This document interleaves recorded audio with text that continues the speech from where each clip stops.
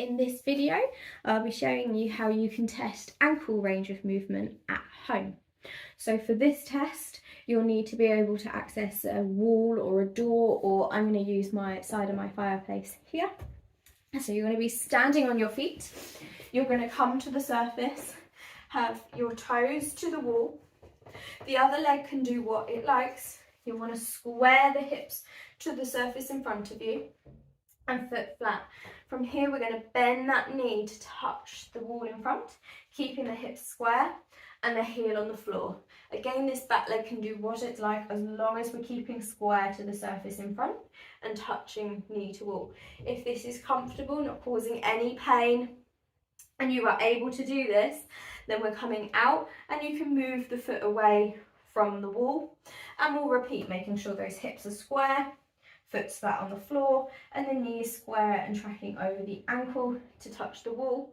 If this is comfortable and you're able to do this without any cheating, so without twisting, without letting the knee drop in or that heel raise, we'll keep going until you find your limit. So for me, it will be about here. And I will either need to cheat and twist my hips to get further. My ankle's starting to raise to help get me there. And then what we're doing is you're looking at the gap between your toe and the surface.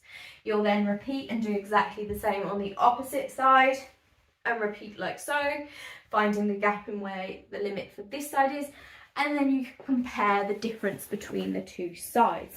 Ideally, you're looking for less than about 1 centimetre difference between the two, and as a general guide for you, you're looking from the gap from the wall to your toes. You're ideally looking for between sort of like 9 and 11 centimetres for general ankle health. And if you're doing activities which require that a little bit more ankle mobility, so things like playing football or hockey and sports that require that change of direction, you're looking ideally between that 11 and 13 centimetres roughly as the gap between the wall and your foot. So I hope you have fun testing this out. If you do notice any sort of issues or restrictions when completing this test, by all means drop us a message for any further advice.